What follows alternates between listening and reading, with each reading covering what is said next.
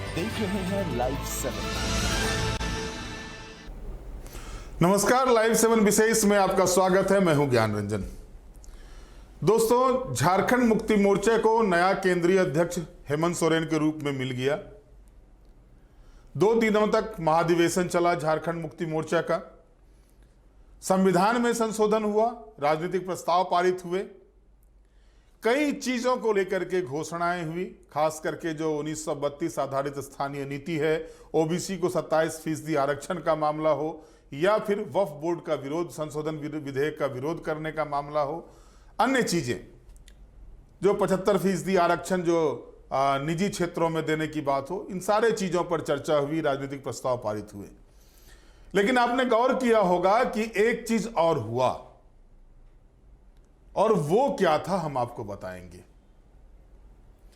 हेमंत सोरेन पहले दिन भी भाषण दिए और दूसरे दिन भी समापन भाषण किए।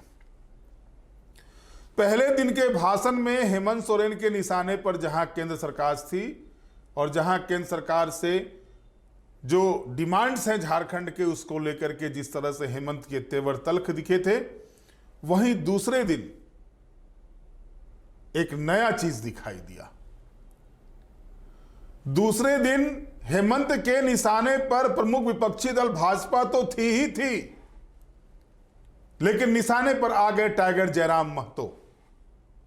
अब सवाल यह उठता है कि आखिर क्यों कांग्रेस और झारखंड मुक्ति मोर्चा के निशाने पर हैं टाइगर जयराम महतो, विधायक जयराम महतो।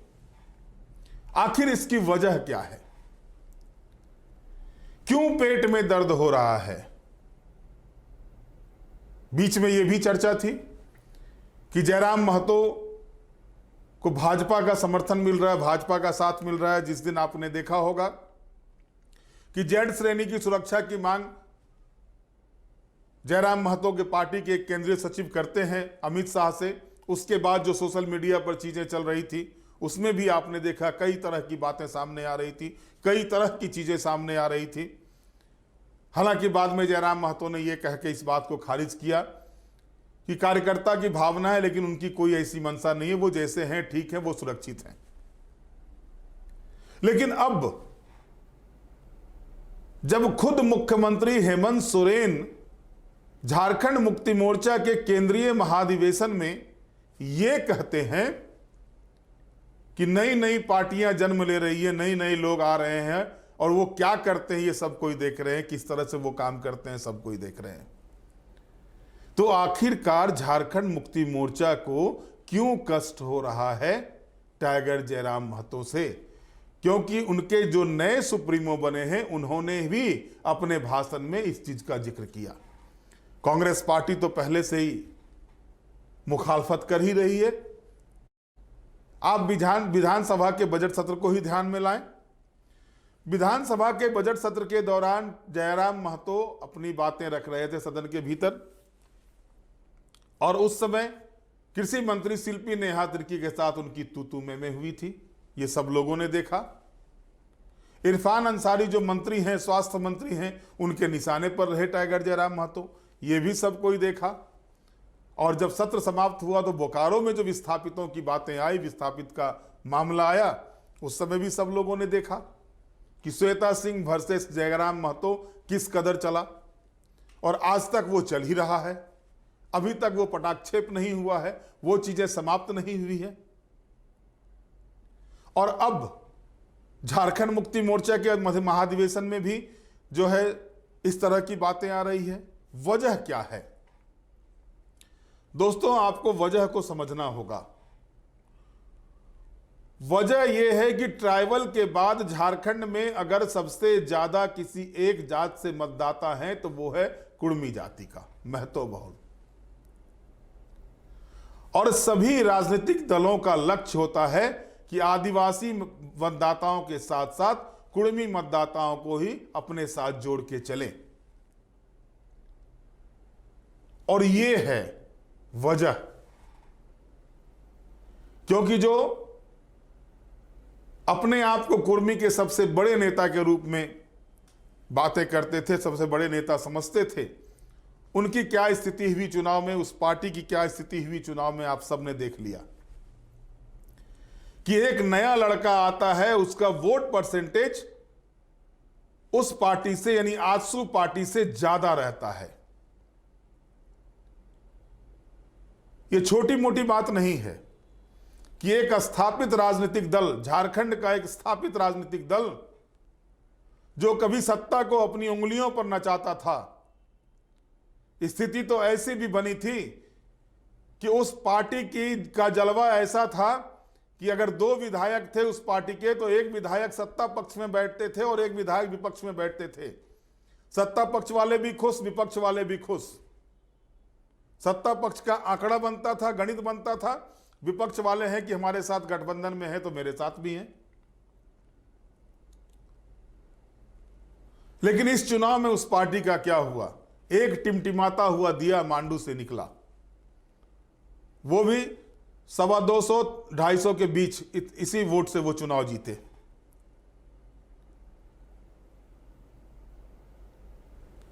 सुप्रीमो चुनाव हार जाते हैं उसके। जो दूसरे नंबर के नेता हैं आजसू पार्टी के चंद्रप्रकाश चौधरी, उनकी पत्नी चुनाव हार जाती है। लंबोदर महतो चुनाव हार जाते हैं। रामचंद्र सहिस चुनाव हार जाते हैं।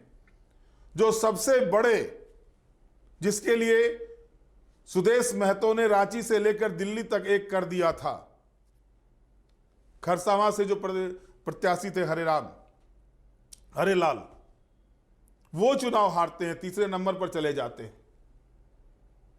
यह स्थिति क्रिएट हुई थी जयराम महतो के राजनीति में सक्रिय होने के बाद। और इस चीज का आगाज जयराम महतो ने विधानसभा चुनाव से पहले लोकसभा चुनाव में भी करा दिया था, जब वो 2 सीटों पर उनकी पार्टी जो है डुमरी और गोमिया की सीट पर जब वो आगे रहे थे लोकसभा चुनाव के दौरान, गोमिया विधानसभा में और डुमरी विधानसभा में वो आगे थे। ये उन्होंने दर्शा दिया था कि आगे के दिनों में क्या होना है। लेकिन भारतीय जनता पार्टी को लगा कि कुर्मी मतदाताओं को साथ रखना है तो सुदेश का साथ सबसे सफल रहेगा, सबसे सटीक रहेगा। लेकिन भारतीय जनता पार्टी भी घसक के नीचे आ गई और आजसू पार्टी का तो स्थिति आप देख ही रहे हैं, एक बचा हुआ है।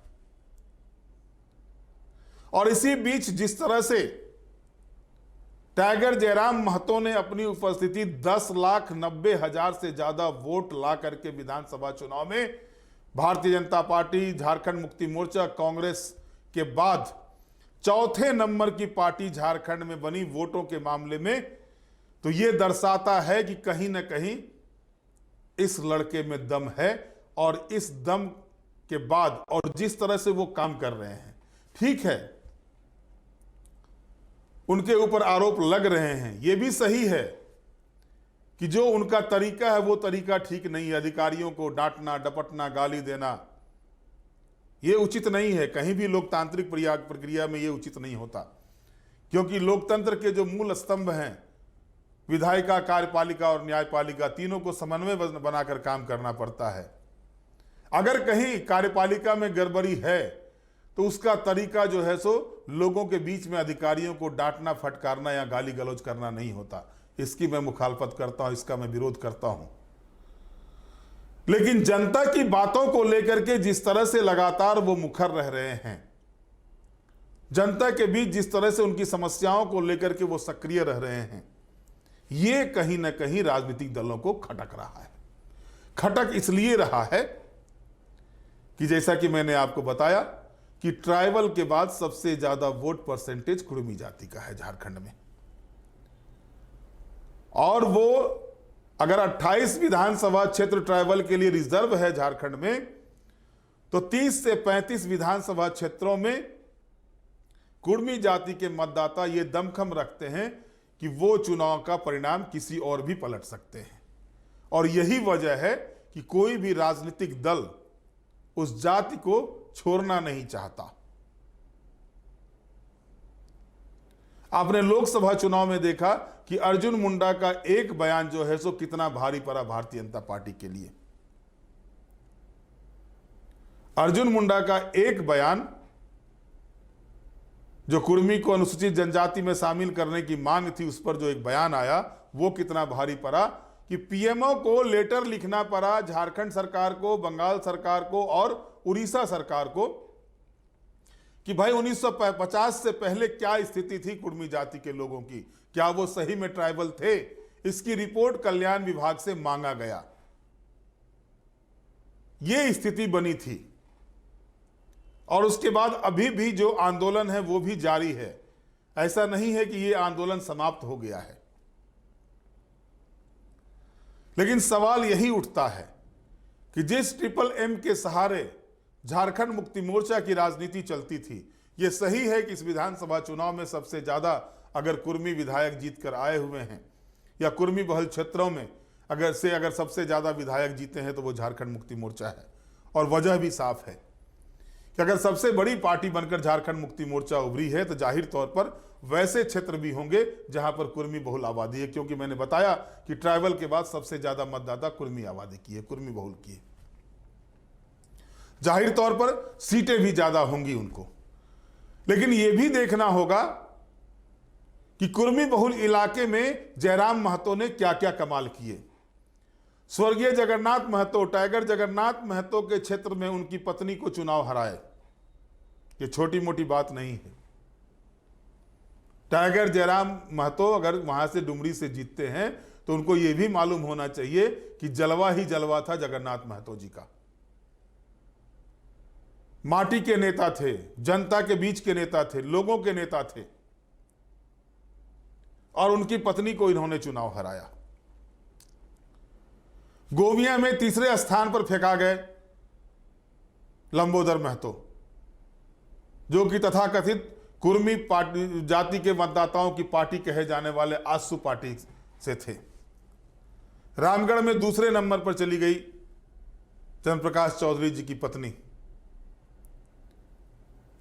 सिल्ली में भले ही चुनाव हार गए देवेंद्र नाथ महतो, लेकिन दमखम तो पूरा दिखाया।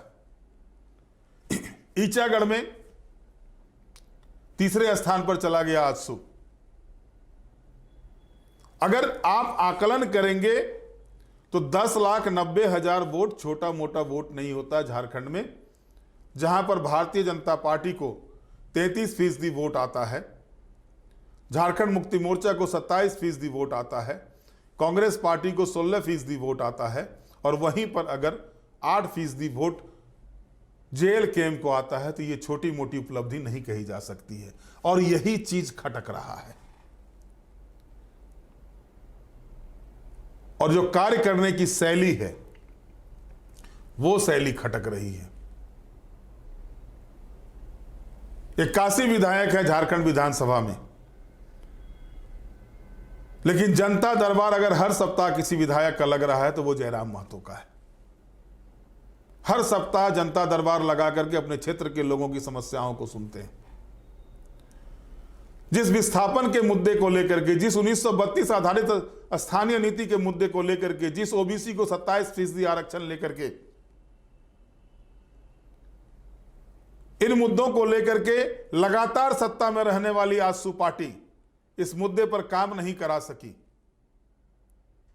स्थानीय नीति को लेकर के जब जब मंत्रिमंडलीय उपसमिति बनी उसमें आजसू पार्टी का प्रतिनिधित्व रहा, तब भी जाकर के वो अमली जामा उसको नहीं पहनाया जा सका। आज भी वो राजनीति का विषय 25 वर्ष झारखंड के हो जाने के बाद भी आज भी वो राजनीति का विषय बना हुआ है। अगर आप 2019 से लेकर के 2024 के विधानसभा को देखेंगे तो कोई भी ऐसा सत्र नहीं होगा जिसमें कि या तो सुदेश महतो या तो लंबोदर महतो ने 1932 आधारित स्थानीय नीति को लेकर के सवाल नहीं किए हो, गैर सरकारी संकल्प नहीं लाए हो, विधानसभा के बाहर लंबोदर महतो धरने पर ना बैठे हो। लेकिन इससे पहले अगर आप देखेंगे तो आजसू पार्टी सत्ता में थी, उस समय कहां गया था यह डिमांड।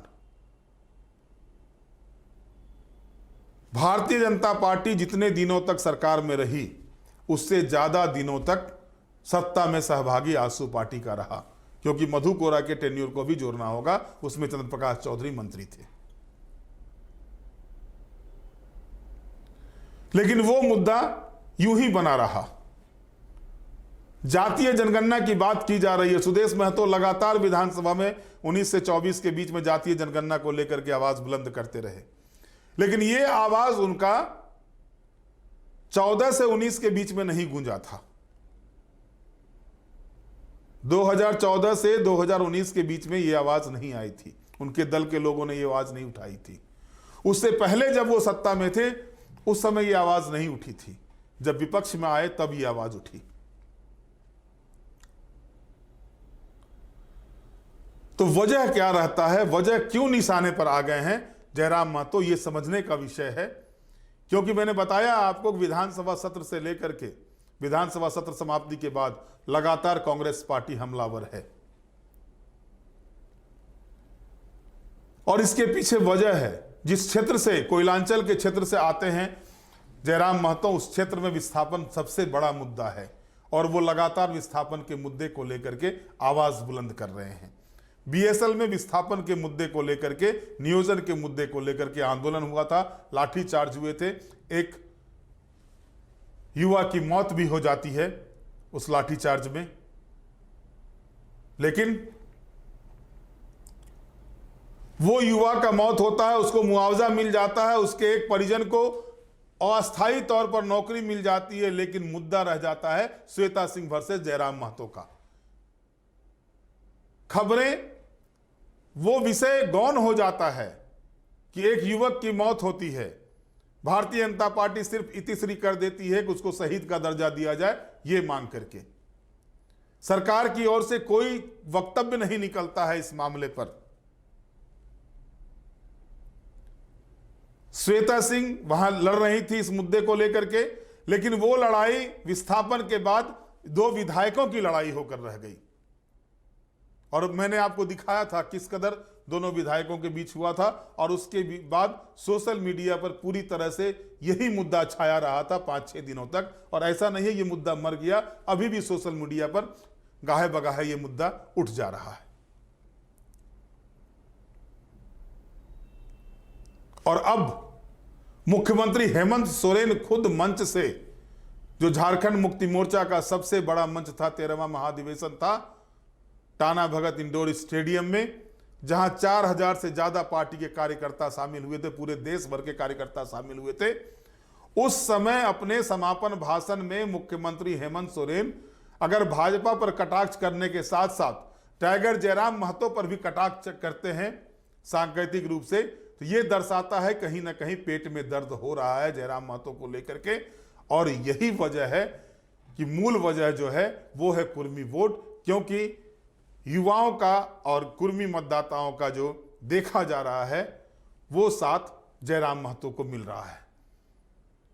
आपने देखा कि टाइगर जयराम महतो के पार्टी के ही देवेंद्र महतो हैं, लगातार, चाहे वो जेपीएससी का मामला हो या जेएससीसी का मामला हो, या फिर जो सड़क निर्माण का मामला था, जो पिछले दिनों उनका वीडियो वायरल हुआ था, किस तरह से उन्होंने आवाज बुलंद की थी इसको लेकर के कि बिना निविदा के, बिना कुछ जारी किए हुए, क्या नियम 11, नियम 19 कुछ बता रहे थे, उसके बिना यहां पर काम हो रहा है। और उस मुद्दे पर भी उन्होंने झकझोर कर रख दिया था। यह सच है कि चुनाव से पहले भी जेल कैंप को कमजोर करने का प्रयास किया गया, और कई उनके साथी ही उनको दगा दिए, यह भी सच है, चाहे वो रिजवान हो या फिर संजय मेहता हो चुनाव के बाद। लेकिन सवाल यही समाप्त नहीं हो जाता है। सवाल यहां इसलिए समाप्त नहीं होता है कि अगर रिजवान अंसारी चले जाते हैं झारखंड मुक्ति मोर्चा में, तो उससे झारखंड जेल कैंप कमजोर नहीं हुआ। आज रिजवान अंसारी कहां है सबको पता है, संजय मेहता कहां है सबको पता है, लेकिन टाइगर जयराम महतो जहां थे वहां से आगे बढ़ रहे हैं। ये एक चीज है, और जो चीज अन्य राजनीतिक दलों को पेट में दर्द किए हुए। अब आगे देखना है कि कैसे टाइगर जयराम महतो अपनी पार्टी को आगे करते हैं, और अब जब निशाना सीधे तौर पर उनके ऊपर सत्ताधारी गठबंधन का भी आना शुरू हो गया है, तो इस निशाने से वो अपना बचाव कैसे करते हैं ये देखना दिलचस्प होगा। बहरहाल आज के विशेष में इतना ही। आप हमारे साथ जुड़े रहें, हमें लाइक करें, सब्सक्राइब करें। बहुत बहुत धन्यवाद। नमस्कार।